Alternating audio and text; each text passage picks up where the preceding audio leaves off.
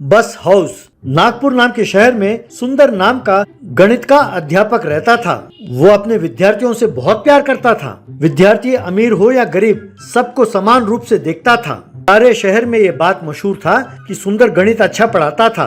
वो जिस convent school में बच्चों को पढ़ाता था, उसके मैनेजमेंट के साथ एक विद्यार्थी के स्कॉलरशिप को लेकर बहस छिड़ गई। तब बोर्ड का एक मेंबर, सुना है कि आपने उसके 3 महीने के फीस भरा है। अगर उससे फीस नहीं भरा जाता, उससे कह दीजिए वो स्कूल छोड़कर चले जाए। तब सुंदर, देखिए ये बहुत अच्छा पढ़ता है और बस 2 साल बाकी हैं इसके स्कूल में, उसके बाद तो ये चला ही जाएगा। तब वो मेंबर, आप इन बच्चों का फीस भरना छोड़ दीजिए। और कितने बच्चों के फीस आप भरेंगे? आप ये जताना चाहते हैं ना कि आप बहुत दयालु हैं और हम यहाँ पर बेवकूफ हैं। याद रखिए, मुझे ये सब मंजूर नहीं है। अब आप जा सकते हैं। सुंदर चुपचाप वहाँ से चला गया।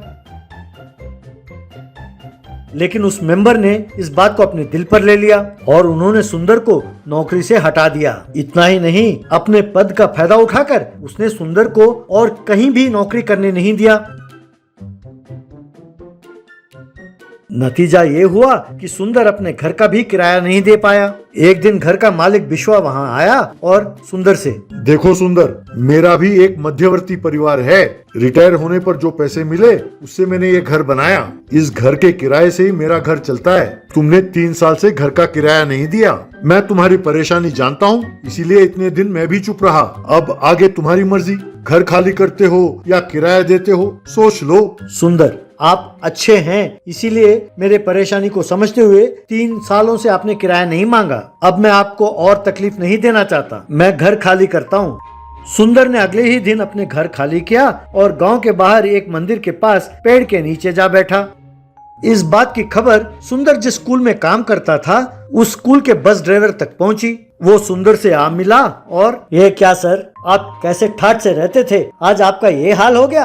जैसे मुझे खबर मिली, मैं आपसे मिलने चला आया। अगर आप बुरा ना माने तो मेरा एक मैकेनिक दोस्त है, उसके पास एक पुराने बस का ढांचा है। आप उसी को अपना घर मानकर जब तक आपको कोई और घर ना मिल जाए वहाँ रहिए और मुझे कृतार्थ करिए।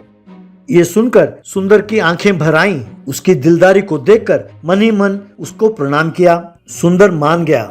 ड्राइवर और क्लीनर ने मिलकर उस पुराने बस को रहने लायक घर बनाया। फिर शाम को आकर सुंदर और उसके परिवार को उस बस हाउस में रहने दिया।